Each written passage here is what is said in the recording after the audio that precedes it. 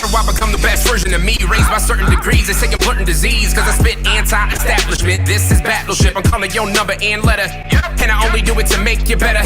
Negative mindsets just won't let up, and I'm constantly battling my predecessors, cause I get too fed up. But the same when the same brings pain. Locks and chains reduce the potential of human brains. I'm too insane, at least it's what they label me. I'd rather be labeled as crazy than stuck in the matrix. I got Asia chasing cause I'm making these statements. I'm participating in the emancipation of a nation under interrogation. See my determination as you turn in these pages. I will never ever be degraded.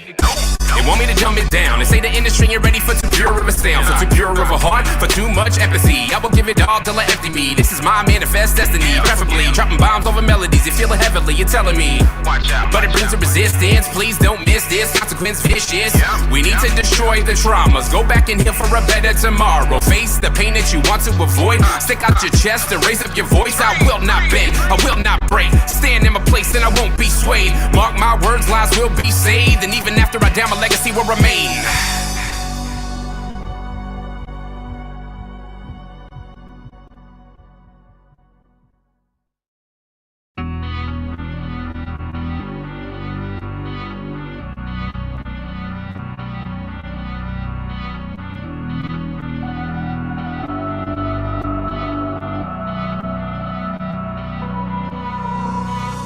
My emotions running amok, I'm out of luck.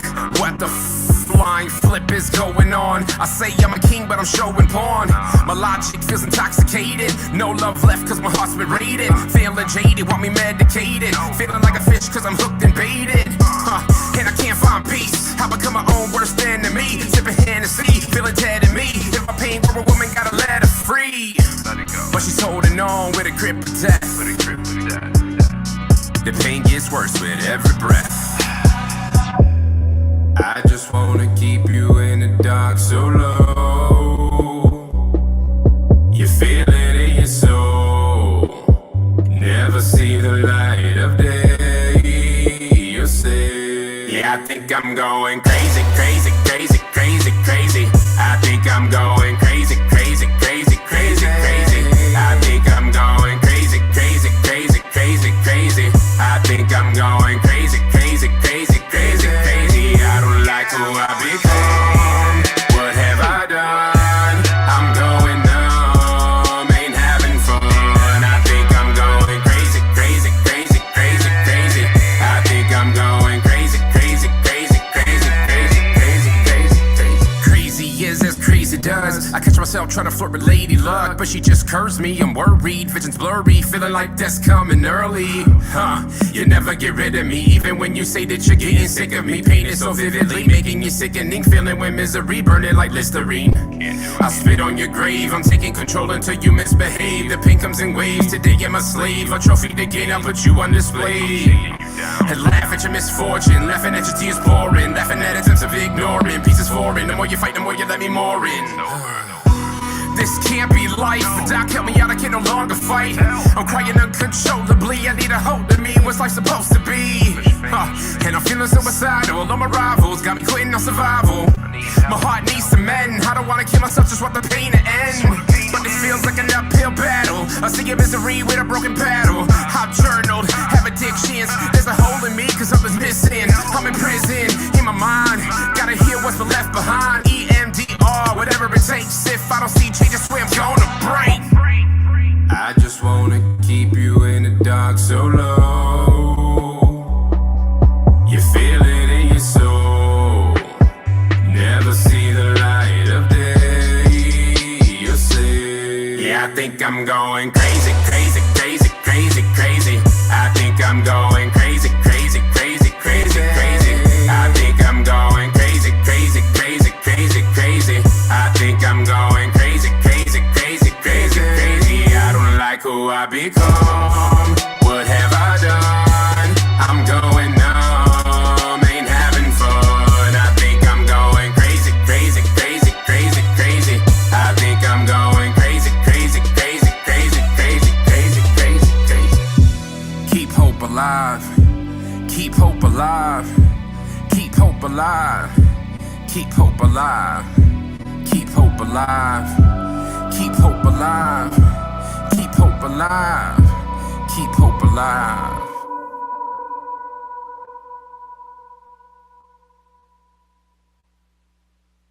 Watch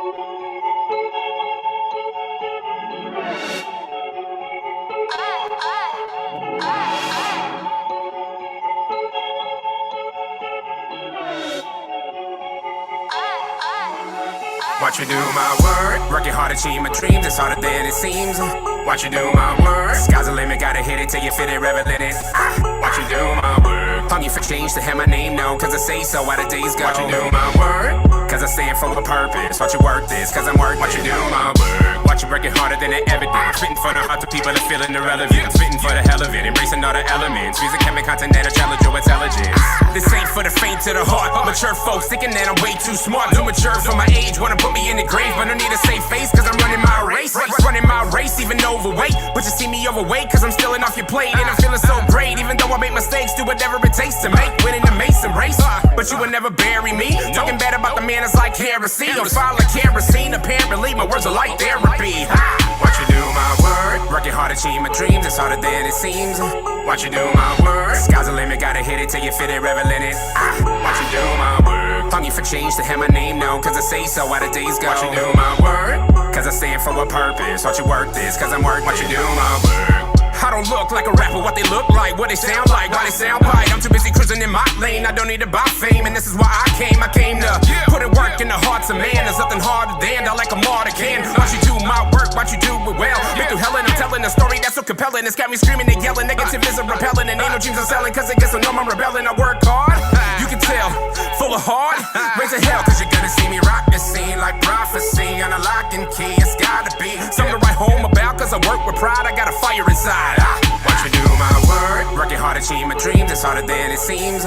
Watch you do my work, sky's the limit, gotta hit it till you fit it, revel in it. Watch you do my work, hungry for change to have my name known, cause I say so while the days go. Watch you do my work, cause I stand for a purpose. Watch you work this, cause I'm working. Watch you do my work, work, watch you do my work, work, watch you putting that work, watch you do my watch you putting that work, watch you do my work, watch you putting that work, watch you do my work, watch you do my work, working hard to achieve my dreams, it's harder than it seems. Watch you do my work, sky's the limit, gotta hit it till you fit it, revel in it. Watch you do my work, hungry for change to have my name known, cause I say so while the days go. Watch you do my work, cause I stand for a purpose. Watch you work this, cause I'm working. Watch you do my work, working hard to achieve my dreams, it's harder than it seems. Watch you do my work, sky's the limit, gotta hit it till you fit it, revel in it. Watch you do my work, hungry for change to have my name known, cause I say so while the days go. Watch you do my work, cause I stand for a purpose. Watch you work this, cause I'm working. Watch you do my work, watch you do my work, watch you putting that work, watch you do my work,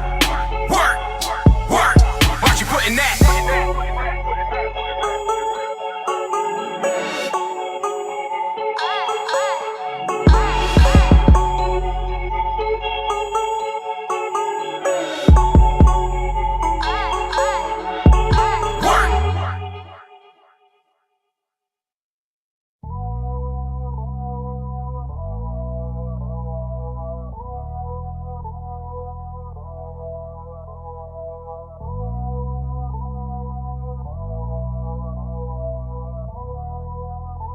We have a problem.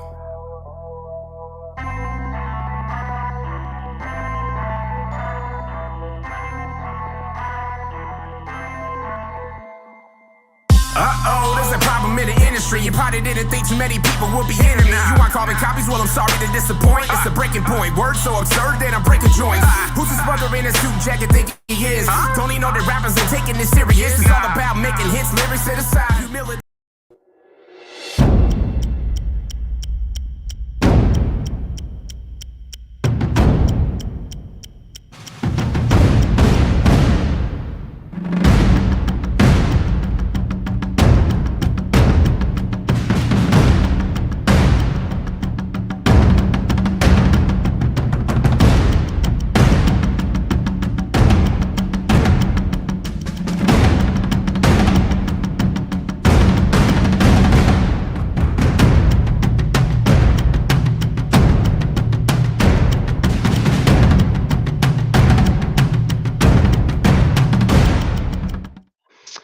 Welcome, welcome, welcome to another episode of Therapy Thursdays. I am so happy that you're here. Therapy Thursdays is where we bring the therapist to you. I am your host, Marcus Alexander Velasquez, and I'm so happy you're here today. Therapy Thursdays is a beautiful place. It's a place to come to be raw, to be honest, to be weak, to be vulnerable, but to get encouraged, to get educated, and to seek healing. I'm a big proponent of therapy. Myself, having gone through about 6, 7 years of therapy, grown tremendously from it, love it to the point that I created this show. And this is a beautiful place because there are misconceptions when it comes to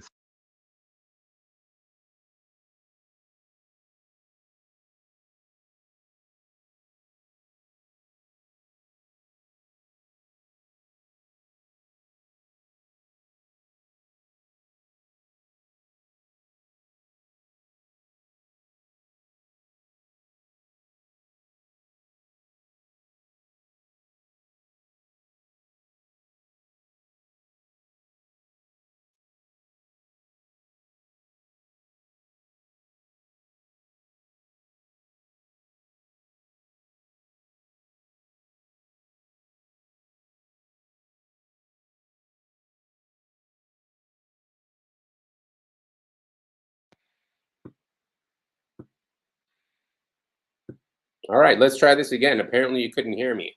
That is the beauty of technology. I tried these new headphones and we're going to work with them next time. So, welcome to Therapy Thursdays yet again. I'm so happy that you're here.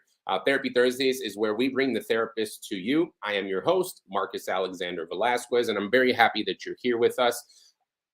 Therapy Thursdays is a beautiful place. This is where we are able to be honest, be real, be weak, be vulnerable, and seek growth together.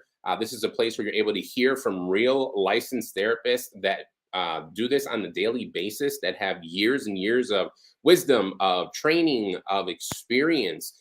Therapy Thursdays is here to teach and educate when it comes to therapy, actual, real, studied, credentialed information on therapy. But we're also here to clear up any misinformation when it comes to therapy as well. Things like the media often misportray therapy and make it seem like something that it's not, or something that's only for weak people.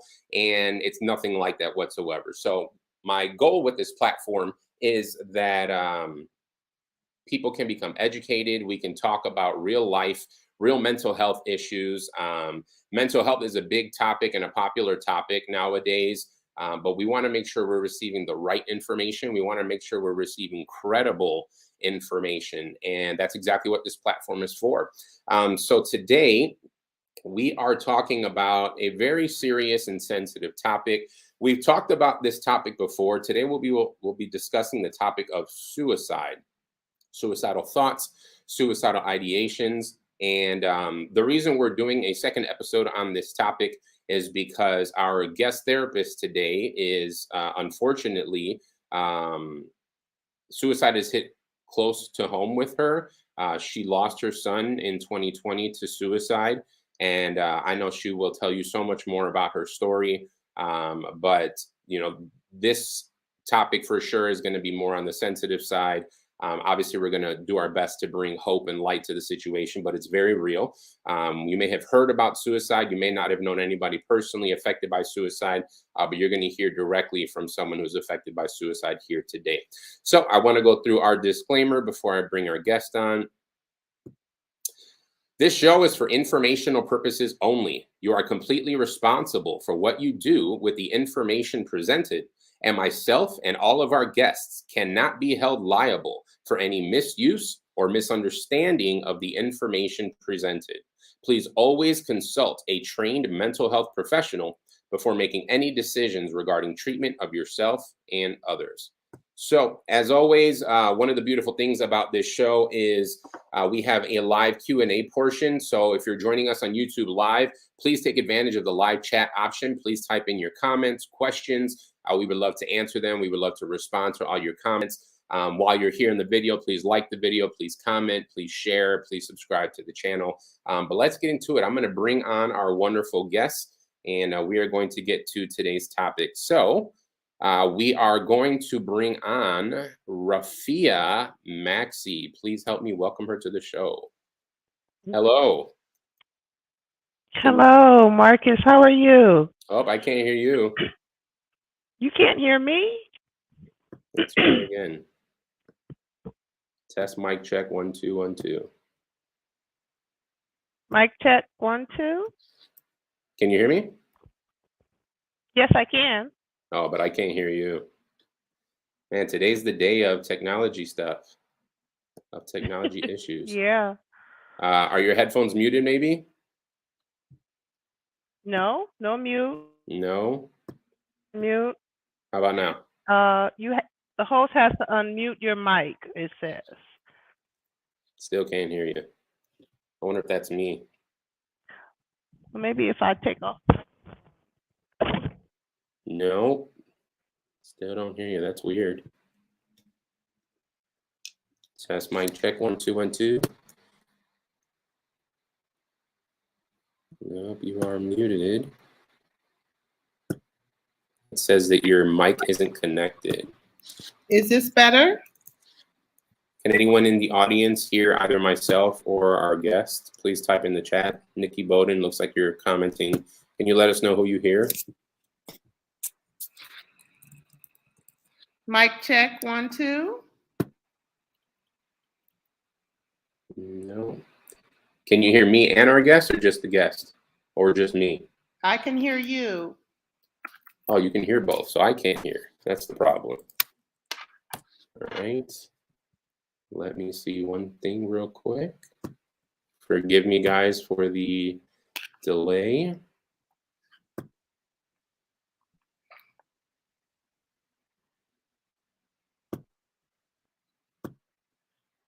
Hello.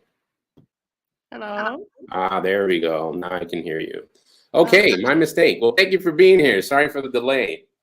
No problem. I hope my sound is okay. Do you want me to use headphones or? Actually, no, you sound great. We can do it just like that.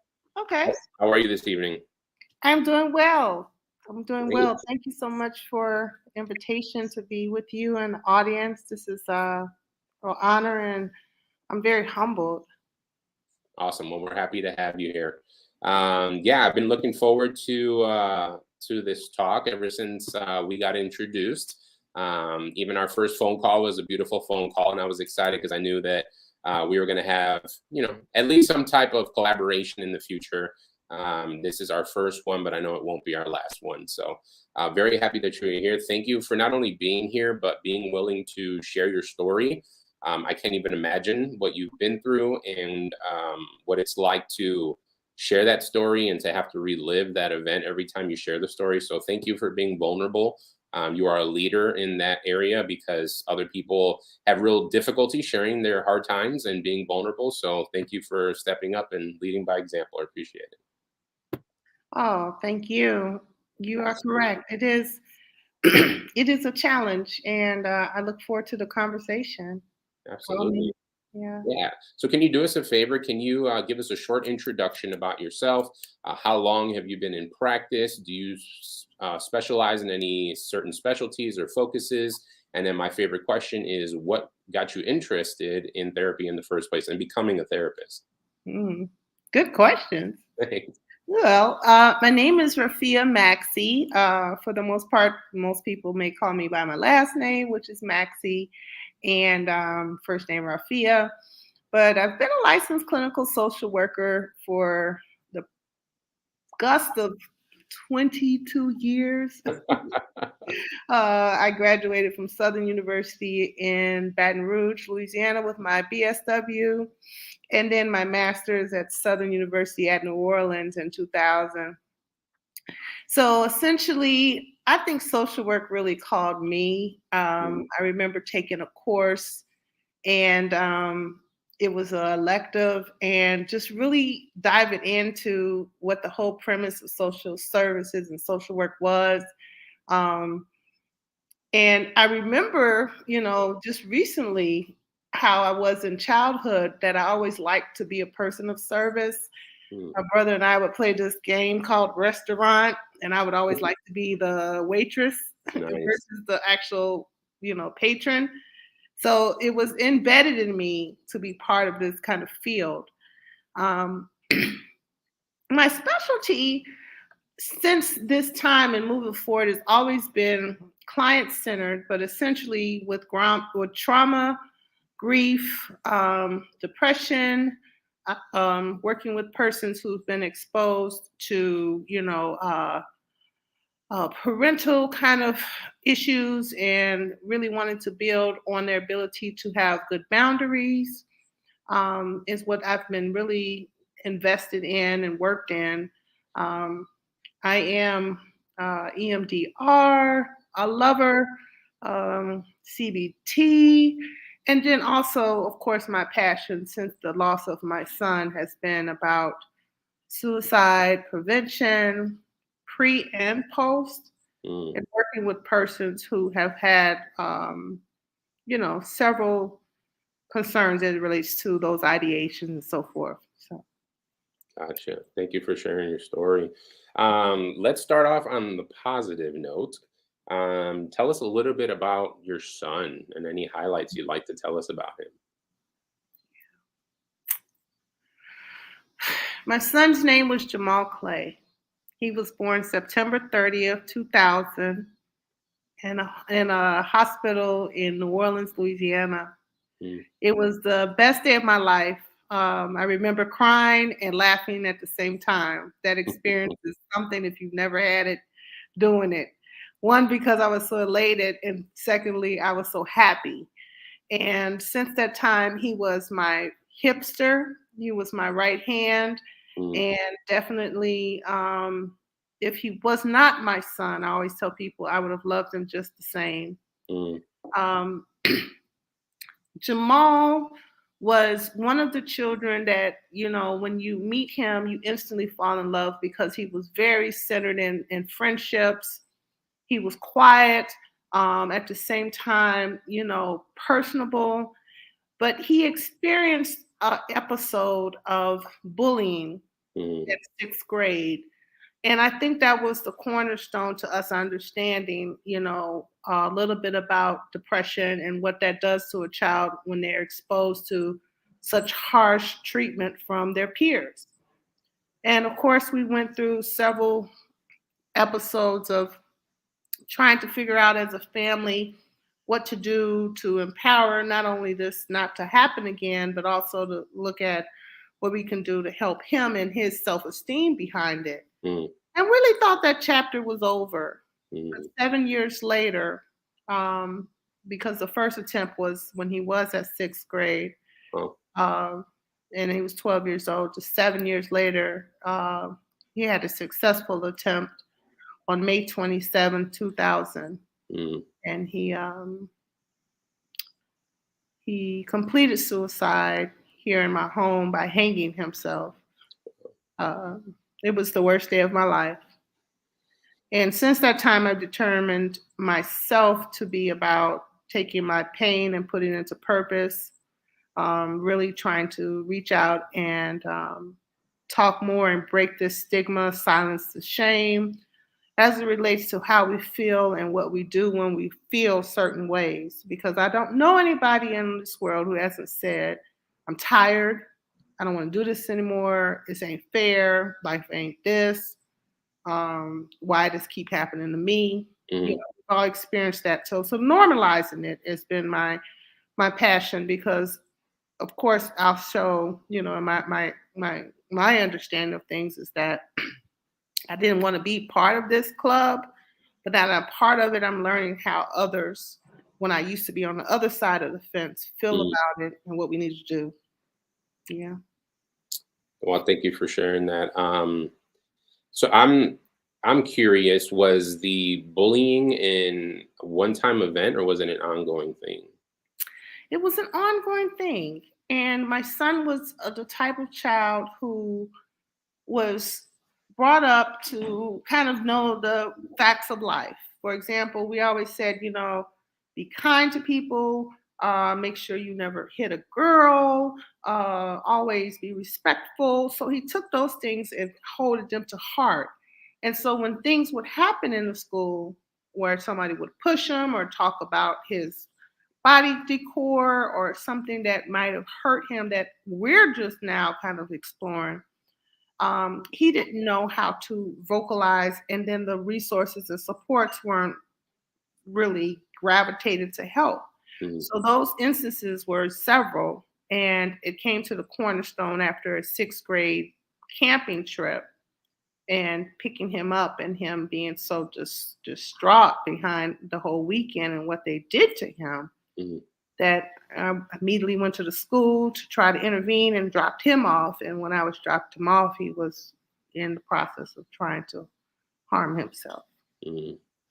So yeah, it was multiple events that occurred but his silence was the key that kept us, as well as, no one really looking at, and we talk about this a lot, those kids that may not verbalize all the time, something's going on. I just don't know how to tell you.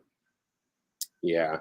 You bring up a very important point, which has been talked about. I don't know if it's been talked about as much as it should or the severity of it, but bullying is a real thing. And, to be honest, bullying extends even to adulthood. You'll have grown folks bullying other people, like at the workplace and things like that. And it really does affect people. I think bullying really stems from a lack of self-confidence. So people will put down other people in an attempt to make themselves feel better. So for anyone watching, if you are a youth, if you're a young watching this, bullying is not okay. No matter what reason is behind it, no matter who you're doing it to, it is not okay. It does have real effects on people. And the same way you would want it done to you, please do not do it to others. So we're talking about suicide in general. So I'd like to know, how common is suicide, and especially with the youth?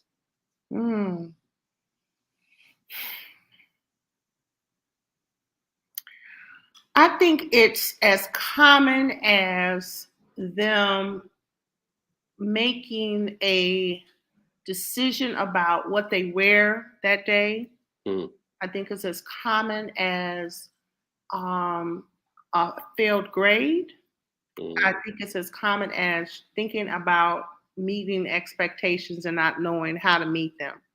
So what that means is that it's more a touch point than not.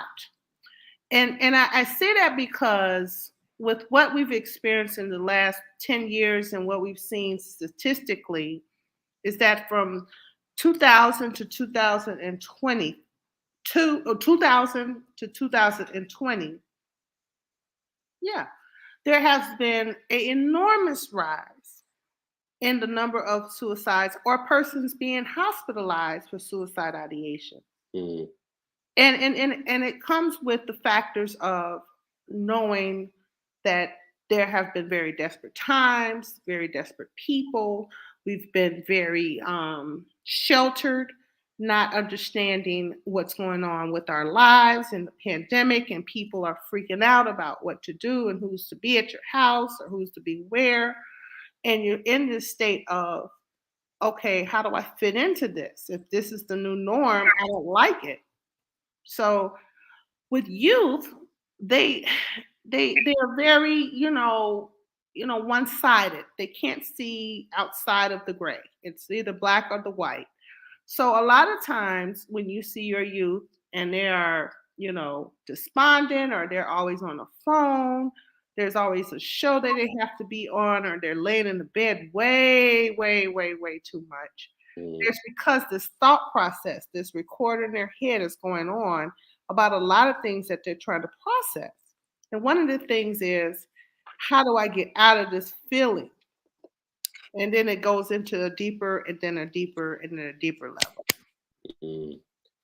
Now, is when people attempt suicide, is it always predetermined, meaning they've been thinking about it for a while, or are there ever cases where the very first time a suicidal thought pops into somebody's head and they end up succeeding at it? Does that happen? I still am learning more about, and we're all learning more about exactly what is the precursor or the button that hits. From my experience, and what I can share is that I definitely always question what was the trigger for my son to say, I just don't want to give any more attention to this. I work so hard on everything else, but I'm going to let this all go. Mm. You know, so I don't have the correct answer to how it manifests, but I would suggest that once you do have an attempt, and what I've learned in studies is that it's stronger that they will make a second attempt once the Mm. first one is not successful or there have been some interventions. It's quite possible that you can see that occur as time moves on. Got it. Okay. And as far as being a therapist and working with suicidal patients, what is the biggest challenge you see for therapists working in either suicide prevention or with suicidal patients? Hmm. The biggest challenge is on one side of the desk, you see a person that says, I don't want to die. And on the other side of the desk, you see a person that says, I don't know how to help you. Mm. If you can think and close your eyes to a situation where someone says to you, I don't like my life, I want to go. That is the hardest thing to process because at the same time, your words, your actions, your thoughts, your therapy, your education all comes into one and is irresponsible in some facet to change or to let somebody help themselves change a thought that we don't want nobody to do. Mm. You understand? Yeah. So therefore, it is extremely anxiety provoked when someone says, yes, last night I went and got a bunch of Advil and I decided that this is how I'm going to do this. Mm. Or that gun in that pocket of mine doesn't have a lock, but Mm. it got some bullets. Or I know exactly how to do this without it being a problem and nobody knowing. I'll just drive into traffic. Mm. You feel? So to have that said to you and to have the key and be really, really clear about how to plan, how to strategize, a lot of us didn't get that. In many of our classes and many of our studies, we understood the philosophy of what will occur, but really the deep down things that are coming out now in the news researches and stuff, that's nothing I remember in 1998 Mm. at all. So it's challenging. I mean, even if it isn't on a therapy level, a person, your friend telling you this, you don't want to leave them.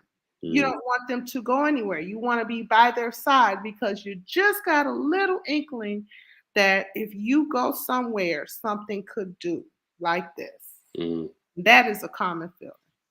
Wow. Wow. Wow. Wow. Yeah. I want to remind our viewers that if you have any questions or comments about either today's topic of suicide or anything mental health and therapy related, please take advantage of the chat function on the YouTube channel. Please submit your questions because you have access to our wonderful guest and you get to pick her brain about anything therapy related. So please utilize those comments and questions. Please do not be shy. We'd love to discuss it. In the meantime, so obviously there's a stigma with overall mental health, but since we're talking about suicide in particular, obviously there's stigmas around that too. So how do we change, in your opinion, the stigma that's around suicide? You know, when I was on the other side of the world before my son passed away, what I can remember about myself then was that um, this was a subject I wanted like 5 feet from. I knew it was something. I knew it could happen to people. I would see stories, but it was something I didn't want to touch Mm. because of those anxieties and understandings and just not knowing, you know, how to process that. But it also was stigmatized because in my culture, especially African American, there are a lot of quiet rules of law.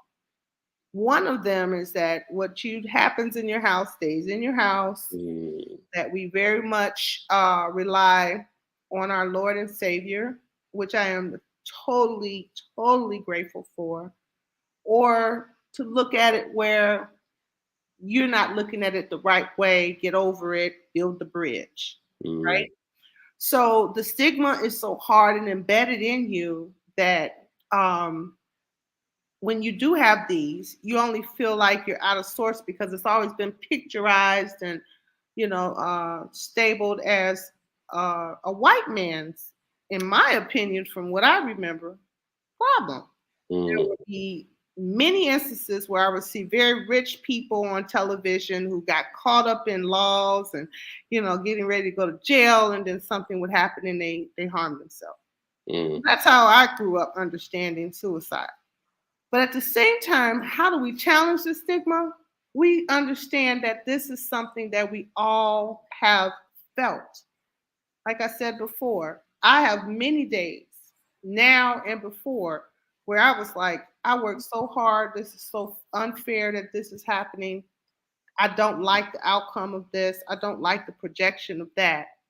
And that's where it starts with the I don'ts and I don't like. mm, And so to make people understand that we've all felt this, but there's one caveat to it where my son, I believe, was in a tunnel that could not be seen any light out of that, mm, is the importance of it.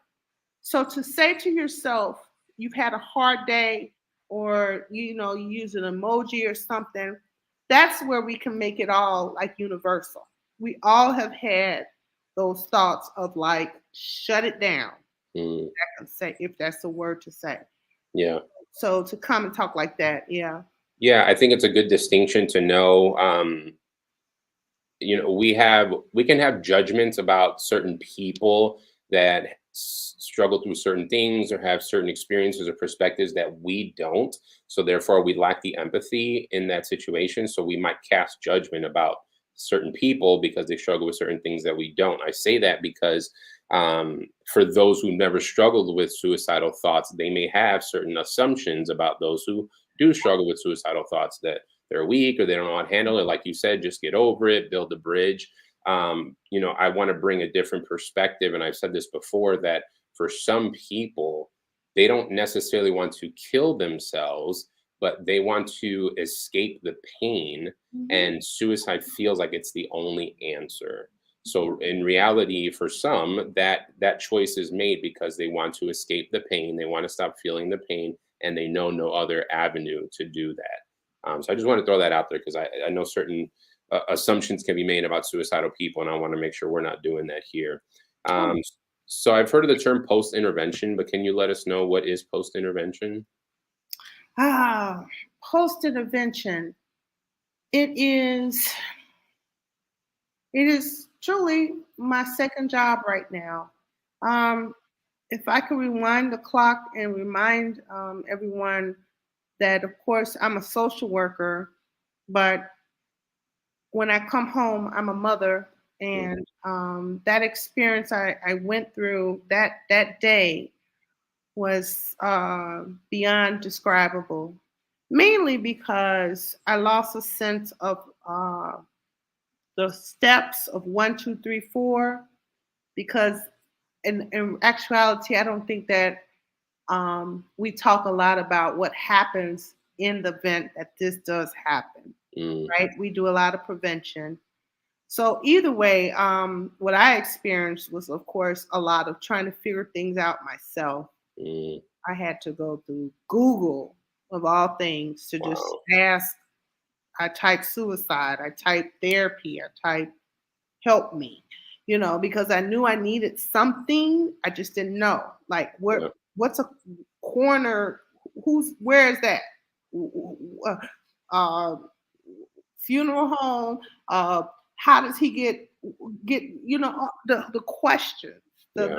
and then statistics have shown that for persons who have been impacted by suicide, it takes up to 4 years before they actually engage in therapy or some help.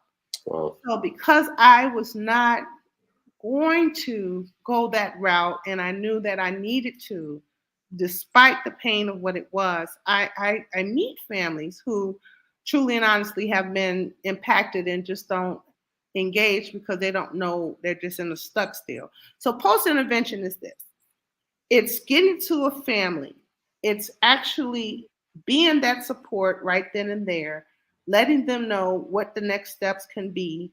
It is guiding them with materials and resources that could be helpful.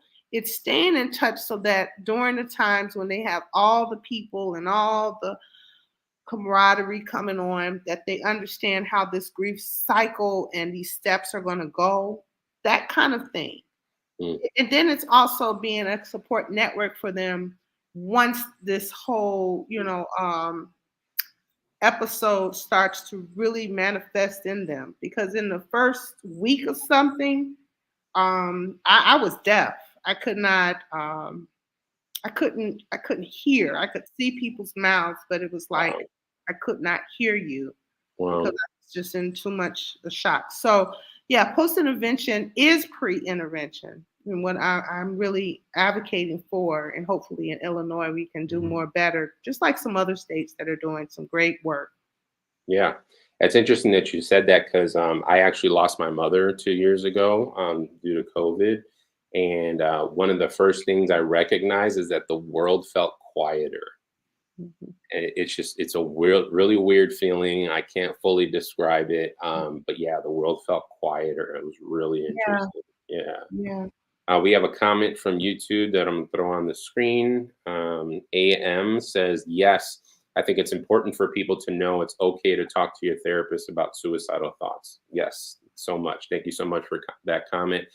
It is true. I think, I don't think I know. Things only get worse when we bury them, when we don't address them, when we attempt to ignore them. They will snowball and get worse and worse. So the sooner the better when it comes to not only suicidal thoughts, but anything mental health related.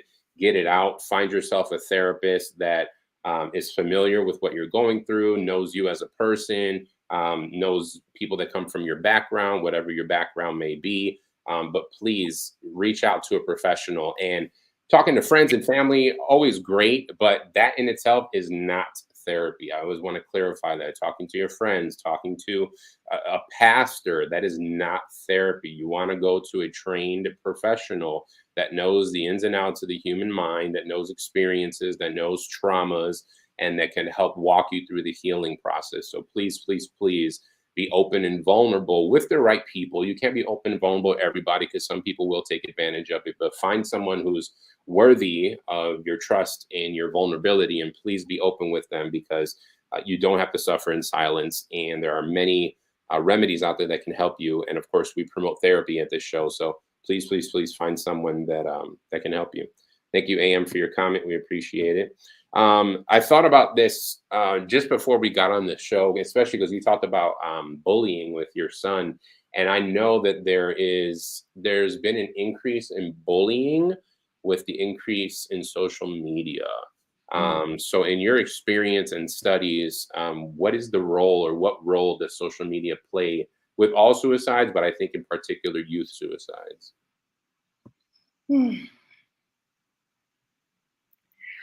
I feel it plays a unresponsive role in how it manages the messages, of course, of what is being done from various people and how they really talk about and then they move forward with their thoughts and their feelings. Social media needs to be held more accountable, in my opinion, for what its really purpose is about.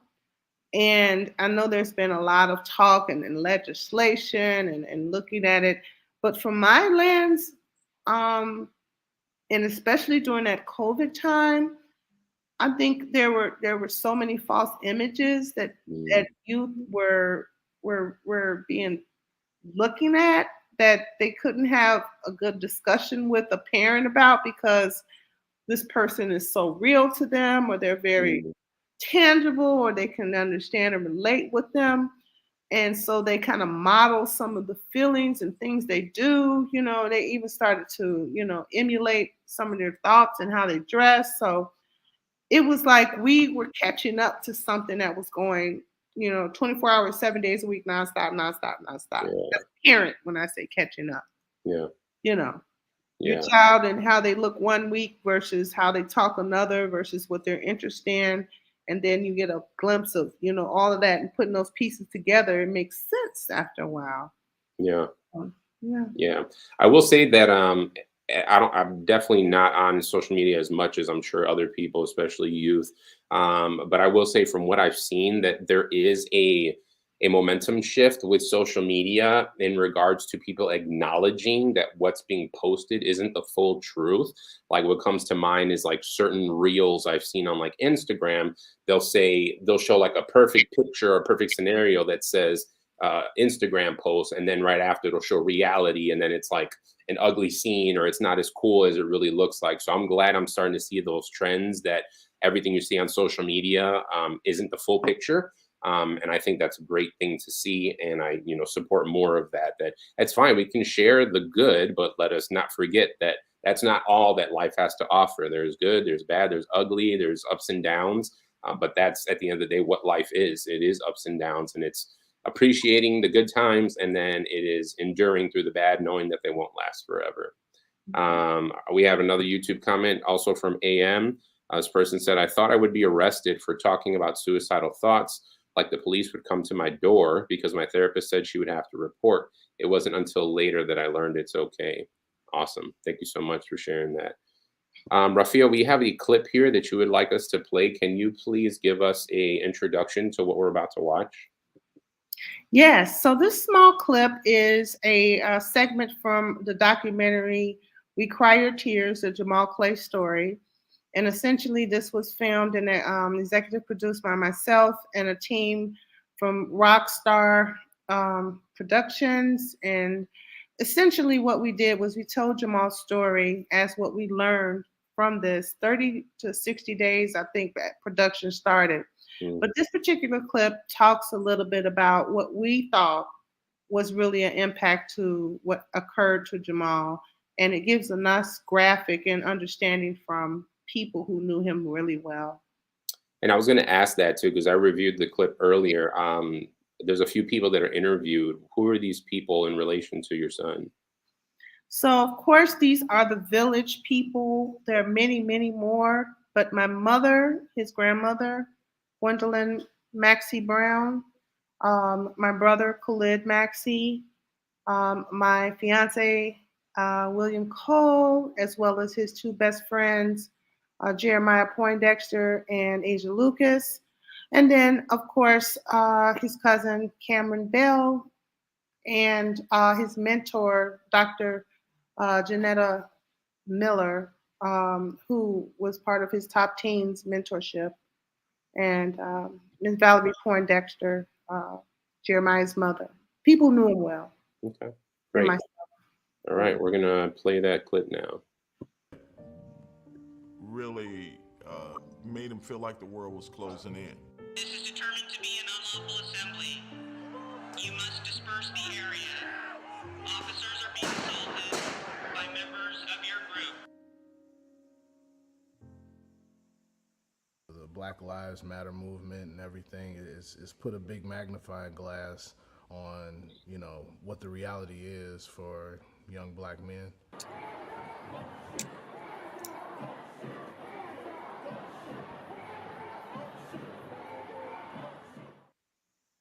And when COVID hit, that changed his whole world.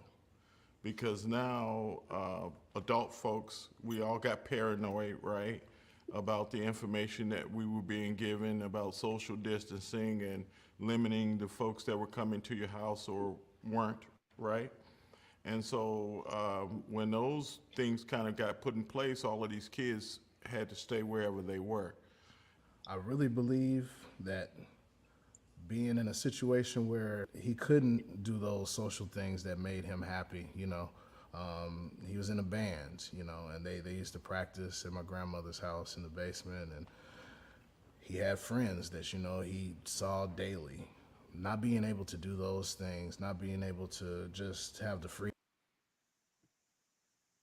Wow, that was a powerful clip. Can you let us know if people are interested in watching the full film, where they can find it at? Thanks for asking. Yes, there's several ways. For the most part, the clip is available on YouTube. I have a channel, Soul, SOUL, Survivors of Chicago. And as you go on the page, you can see the full clip as well as other videos and mementos as relates to Jamal and our organization and nonprofit. Our website, soulsurvivorsofchicago.com, SOUL, survivorsofchicago.com. Thanks. Gotcha. Is also a great tool. We would love for you to subscribe, give us your email, and we continue to connect and share more information. But yeah, those are the two outlets. Awesome. Please take advantage of the website in front of you and the resources that were just shared. Great resources. Can you tell us a little bit about your nonprofit and what you guys do there? Yeah. So I want to say about maybe 3 weeks after Jamal passed, I went and sat in his room, and I just was in a shock, trying to process everything. And I just said to myself, what am I going to do? What am I going to do? And I looked down and I saw his shoe. And I said to myself, wouldn't it be great if I could donate his shoe with his name in it to someone who's in need and gift it with the understanding they're going to walk with the shoe of someone who's no longer here, who can do the things that my son will no longer do. Wow. So walk in purpose. So it started with that premise of understanding that I wanted to do a memorial for us, particularly persons who have lost someone, to dedicate it to a person who is in a crossroad themselves, whether it's coming out of corrections or mental health issues or just literally homeless, to know that you're walking in purpose of a shoe that my son will no longer wear. And then it expanded from that to understand that we also need to provide more education and supports in regards to suicide and prevention and post-intervention. There's currently a House Bill 0577 called the Anne-Marie's Law, and it's effective July 1st, and by Lindsay Lipnick. It's a state rep out of 19th District. And it's been going back and forth and finally passed and signed by the governor, and essentially asks school districts to work with a suicide prevention program and to kind of highlight the need for mental health and do a lot of extra things like the 988 promotion that we need to talk more about. So providing education is another thing we do, and also speaking throughout the country and organizations who will hear us about suicide, my son's story, the things we've learned, and how to silence the stigma and normalize this conversation. And then lastly, looking at the real need to provide the supports to those families who've lost from gun violence, trauma, suicide, and the like. Because loss, although we're all on different sides of this pie we are part of, we still are connected. And so, to be honest, a lot of us want to have a connection that we don't really have. And then also the resources that we need that are non-traditional, like I don't have gas to go to the grocery store, and that helps my mental health when I'm able to get out. Or I really need a new suit, or my daughter's going on prom and she could love these shoes and it would really make the world to us if we could provide this thing, or I just need a bus card so I can start my first day of job. We raise monies for those kind of non-traditional things. So the shoe gifting and working with the Safer Foundation, we've got a partnership with that and work with those men in the ATC Crossroad program. The ability to provide education through the schools all the way down to our communities, and definitely providing the financial support for those non-traditional things you can't fill a application out for. Wow, that's great. Thank you so much for what you do. That's a beautiful program. Yeah. Our friend on YouTube gave another comment again, just so you know, AM, he said, thank you for sharing. Oh, thank So, you. Am, thank you for commenting and being active with the show. We appreciate you. So one thing I often hear or have heard regarding suicide, especially the people that are left behind and their friends and family, many people often say that they didn't see it coming or they didn't know that those thoughts were in that person's head. So I'm just wondering if you have any advice for people who, they didn't see it coming, but the reality is like, what is there to look out for, if anything? Do you have any advice for those people? Hmm.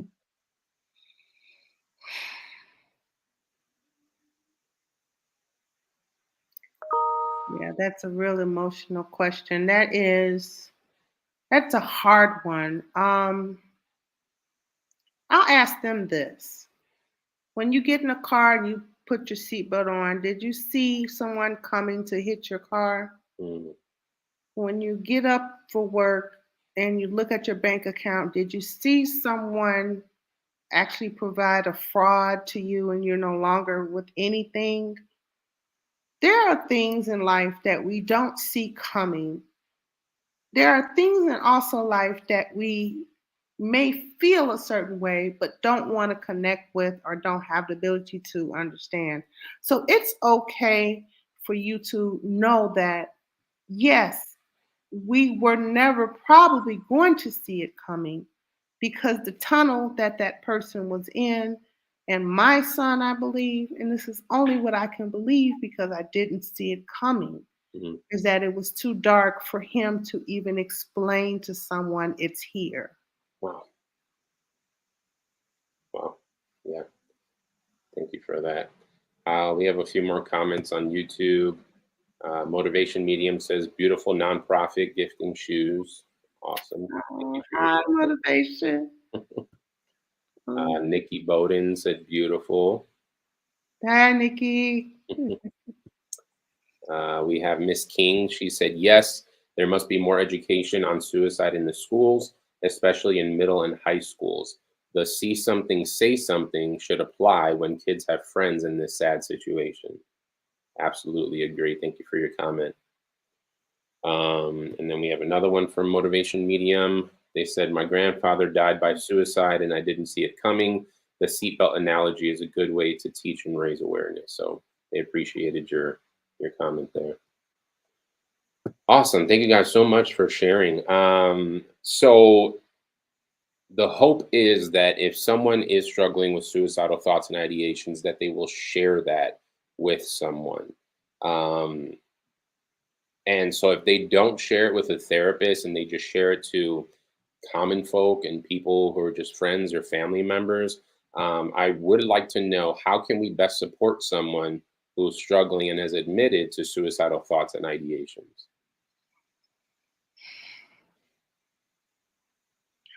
Well, I go back to the safety. The first thing I always say is that it's okay to ask someone, do you want to still be here? Mm, Do you want to hurt yourself? Do you want to die? Asking that question does not make someone suicidal. Let's stop that right now. It does not. mm, It is not, and statistically is shown it is not. So getting over that understanding that you can go to that next side of the bridge with them because they're there. They're just waiting on you to get there with them.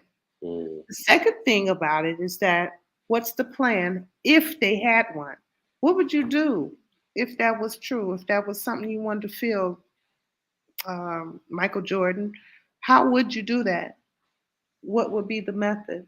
If mm, there are specific things that they're speaking of and that they're speaking about, or they can just idolize to you, or not idolize, but definitely just give you a signal that there is some kind of way this would go, then yes, that's the red flags as well.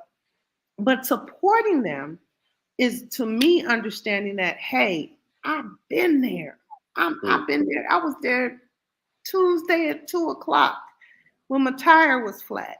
And I was exhausted from the whole day and my girlfriend and this and that. I've been there, brother. I've been there, sister. It's like the normalization brings the glue together to bring the united front so that they're not walking alone anymore. you know? Yeah. And I just believe in the heart of my hearts that there's something in your life that you have said, forget it. And if you can remember that feeling and what it was when you did with that feeling, then that is the same thing that your friend or your loved one is feeling at the same time. It's just that they want that pain, like you say, to go now. Yeah. We were at a point where we were just like at a standstill and something happened or something maybe digressed it or maybe not. Mm. Yeah. Making the normalization is key. It is key. That's great. Thank you. Yeah, if anyone has any last minute questions or comments, this is the time to submit them. Thank you so far for everyone else who has submitted comments and questions. They have been wonderful. Thank you for joining in on the conversation. I do have one final thought, and I always want to put myself in our viewers' shoes to the best of my ability. And, you know, the topic of suicide either grabs people's attention because they know somebody who's been through it, or they themselves are struggling with the suicidal thoughts. So you have their full attention right now. So I would like you to talk with them and ask that what would you tell someone watching right now who struggles with suicidal thoughts?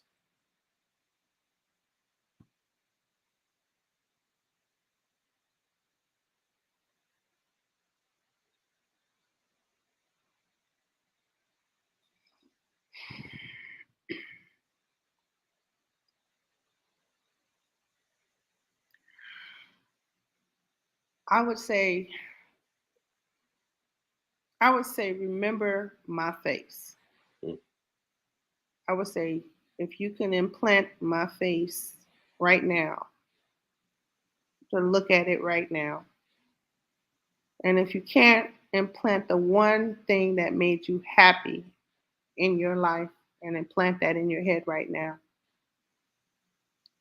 and to attach yourself to that and look at what that face will be like once you leave, or if you were to leave this earth. I would say that this tunnel that you're in ain't no going back. You can't see any back. But in the front, although it's dark and each step it feels like you can't see what the next step will be, there is an end and there is a light. I would applaud you to take another step, even in the dark, to understand you're getting closer to the light. Everyone says, don't do it, give it, don't, all those kind of things. But I want you to envision myself in this face after a loss of someone who couldn't make the next step. If it's a reminder, that would be one thing. But the second thing I would say is that the tunnel that you're walking through, there is a light. That's just the yin and the yang of it all. I also would say it's okay to not be okay. Yep. I don't know where anybody in this world is telling people that you're just supposed to be on cloud nine all the time. No. I'm so sorry that message has been sent to you because it's false. And the images that you see are not 100% real. So to understand that there are days that it's not okay is okay. In fact, I would be worried if you didn't have that because it was a facade of a life in the first place. And you must have some rain sometimes in order to appreciate the sun. Mm. You got to know that. The sun don't mean nothing if you don't have no rain. Well, So understand those three principles, knowing that you can walk through it and that there is a light.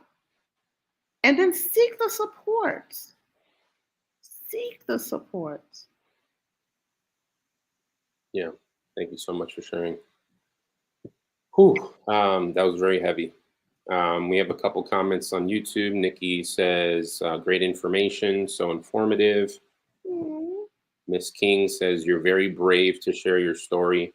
Continue to cling to your faith in Father God. He was, is, and will continue to help you through your loss. And then we do have a question, which I think is a great question, and we're actually going to end the show with this question. The question was submitted by Motivation Medium. They said, my question is, what is something you should not say to someone grieving? I think people are well-intentioned or they don't know what to say. There's so many of those questions. What I've learned for the most part is the what happened. Why did he do that?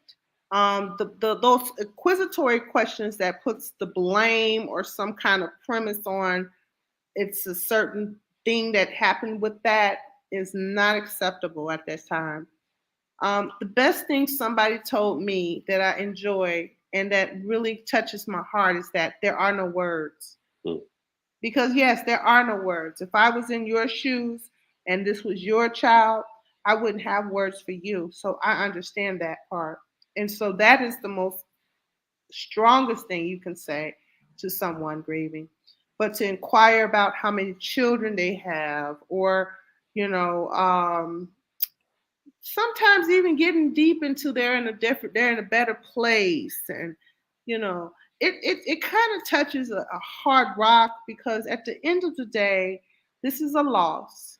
This is a loss somebody's experiencing. And it's just important to be supportive to them by understanding that I'm there for you versus questioning why their person is not there anymore for them. Yeah. Great. Thank you so much. Yeah. And then the last comment from Nikki Bowden again, you are a beacon of light right now. I needed this. This was for me. Awesome. That's love you, Nikki. I love you. That's a great way to end the show. I'm glad, Nikki, that this show blessed you. I hope that other people were blessed by it as well. This is a heavy topic, but it needs to be talked about continually. Do not be afraid, again, of being vulnerable. That's the only way to get healing, is by being vulnerable and open and honest with your weaknesses, with mistakes, with growth opportunities, whatever you want to call them. At the end of the day, it's humanity, and we all struggle with something in one way or another. So if people deny that, then they're just in denial. They're in denial of their humanity. So don't let someone's denial hold you back from your healing. So go after it. One of the beautiful things about this show is all the guest therapists that we have here have an online spreadsheet with all their contact information, including Rafia. So in the description box below this video, there's a link that will take you to an online spreadsheet. All the contact information you would ever want for all of our therapists is there. You have their name, their practice, phone numbers, emails, specialties, how much they charge, what types of insurance do they take, do they do telehealth? Please take advantage of that resource. Many of the therapists are accepting new clients. If they're not, I know that they'd be willing to forward you to someone who is accepting new clients, but please take advantage of therapy. It is an amazing resource. If for any reason you cannot afford therapy, there are other resources out there that will pay for therapy on your behalf. I know there's free therapy services. I know there's one in particular called here in Chicago called Coffee, Hip Hop, and Mental Health, which is a great resource as well. So please, if you can't afford it, reach out to find services that will be able to pay for it on your behalf. But just go talk to a therapist, find someone that knows you, that knows your background, that has experience with what you're struggling with. Definitely interview your therapist. There's nothing wrong with that. You should interview your therapist, find out if they have experience dealing with your particular issue, and just let it all out. Please, please, please, please. I want to end this with our disclaimer one more time. This show is for informational purposes only. You are completely responsible for what you do with the information presented, and myself and all of our guests cannot be held liable for any misuse or misunderstanding of the information presented. Please always consult a trained mental health professional before making any decisions regarding treatment of yourself and others. Rafia, it was an absolute pleasure having you on the show. Do you have any final words for us? Oh, your mental health is your wealth. Nothing else will make you more richer. Beautiful. Yes. Awesome. Awesome. Thank you so much. You are more than welcome to come back. You have access to the spreadsheet. So if you want to throw yourself on there for future episodes, please feel free to do so. There's no limit to how many you can sign up for. If there's a topic that you want to discuss that isn't currently listed, please let me know. I'd be happy to add the topic to our list. But thank you so much for being here. We really appreciate you being here. For everyone else, thank you for being here. Thank you to our viewers today for being just engaging so much with your questions and comments. We really appreciate you. We will be back next week and every Thursday at 7 p.m. Central Standard Time with another guest therapist discussing another mental health and therapy topic. So thank you guys for being here, and we'll see you next week. Have a good night. Good night. Work, watch you do my work, watch you putting that work, watch you do my work, watch you putting that